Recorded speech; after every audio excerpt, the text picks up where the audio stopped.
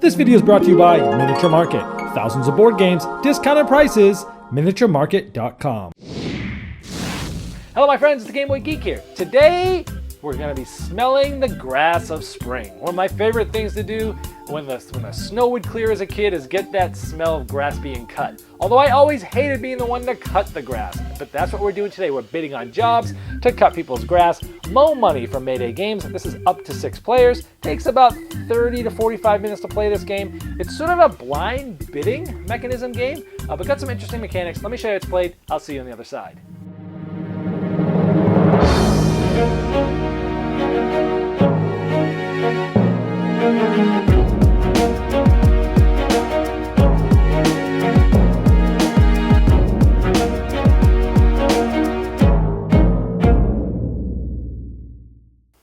In Mo Money, you're going to be trying to gain contracts on different streets. Apple Hollow, Bear Way, notice they all start with A, B, C, D, E, F.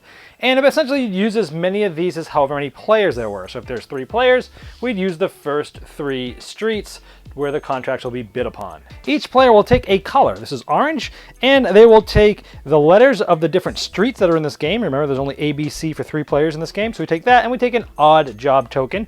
We start with a sod snipper, which is the basic lawnmower, and we have able to upgrade for specific money to the better lawnmowers. This shows us the different odd jobs we can do, and it's a player aid as well.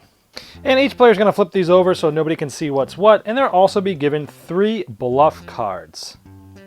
Now there's 3 different bid decks. This is a bid deck that allows you to bid on jobs where you only need the smallest lawnmower. This is a bid deck for the medium and the bid deck for the large. You'll start with 5 bid cards from the easiest deck. Now these would normally be kept secret, but these, just to show you what the bid cards look like, these are all from the same deck, same color on the back here.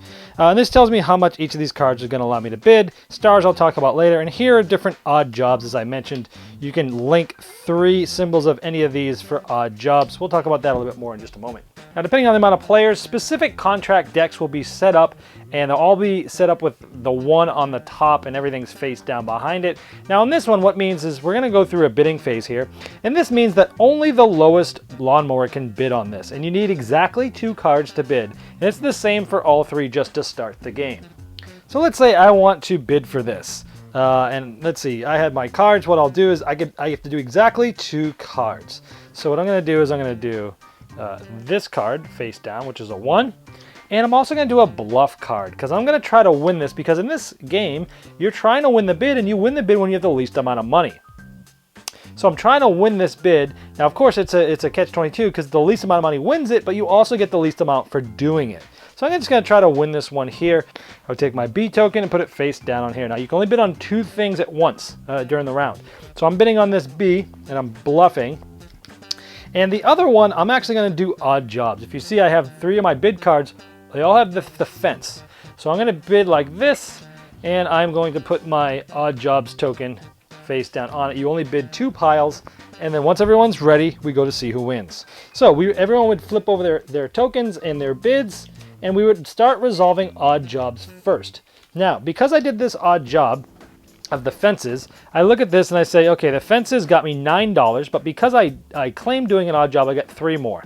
So I get $12. Now, money in this game is actually really nice. It's these little tokens here, these little tiles. Very nice, not paper money. So I would get $12 for doing that odd job, and we would resolve everyone's odd job first. Then we would resolve A's. Everyone that had A's, we would see who bid the least, and whoever bid the least would get this. This essentially gets you points. This is reputation. This would get you 1 point at the end of the game, and somebody would possibly win this. If nobody won this, it basically just goes face down on the bottom of the deck. Then we go to B.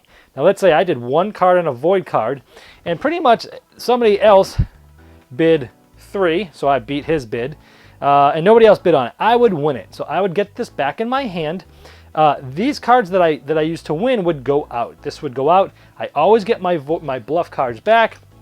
Any player that didn't win with their bid gets these cards back to bid later. So it's sort of a blind bid, but you do get the money back if you didn't win. We would then also resolve this one. Let's say someone won that. Now, if you're tied in one of these, this is a really cool first player marker. You would win the tie with the first player marker. After this round, it passes to the next player, and then all these cards get flipped up, and we get new contracts. So now we see some different ones coming out. Wow, this one's worth 5 points and 6 points of reputation. This one can only be bought using the best lawnmowers or the second best. This one can be bought by any of them.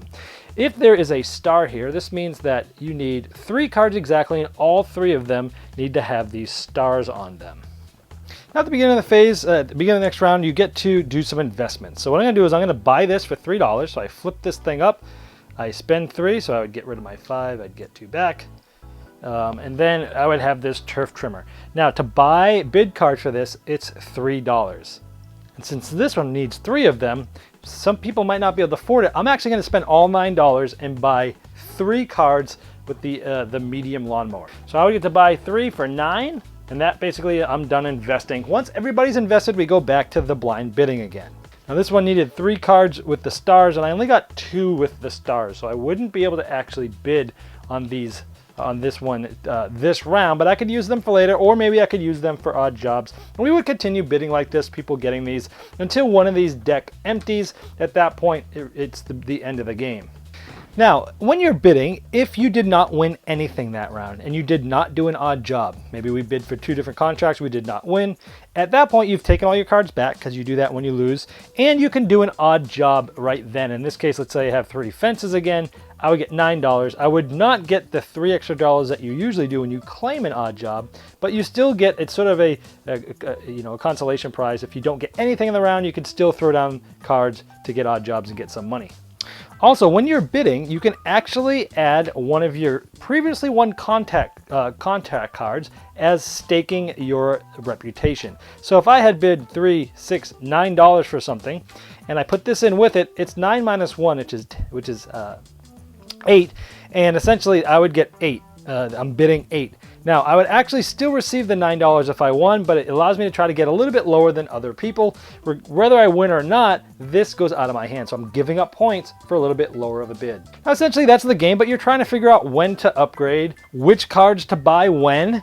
You're trying to decide which things to bid on. You're watching how many cards people are throwing down and trying to deduce which one they might be going after, and trying to, if you think so, trying to undercut them to win. When do you do odd jobs versus when do you try to win contracts? If you think nobody's going to a specific one or nobody can, you can try to bid the highest you can to try to get all the money.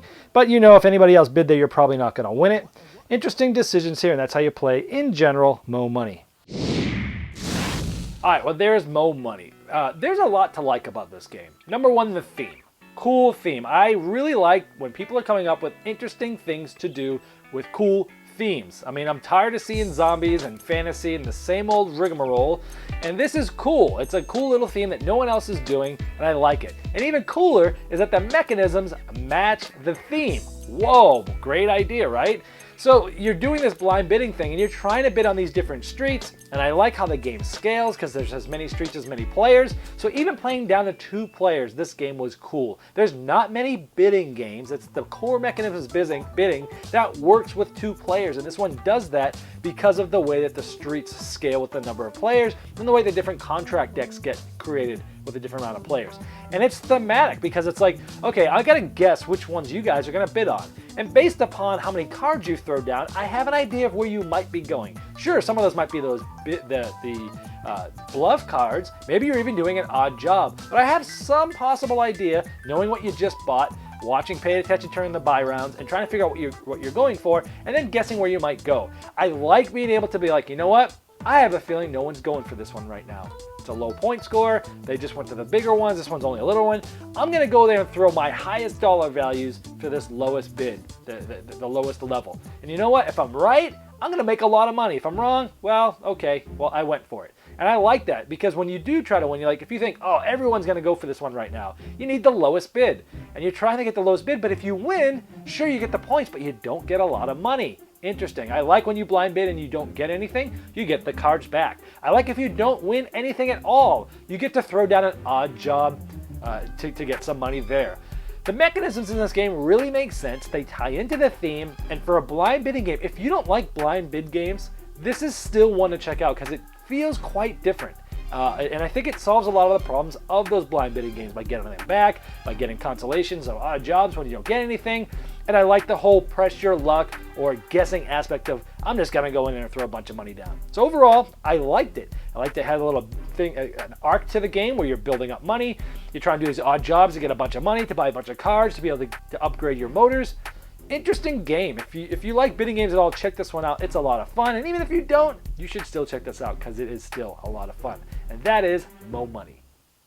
This video was sponsored by Miniature Market's Review Corner. The Review Corner features podcasts, video, and written game reviews by gamers for gamers. Miniature Market, the online gaming superstore. Thousands of board games, discounted prices. Check them out at miniaturemarket.com.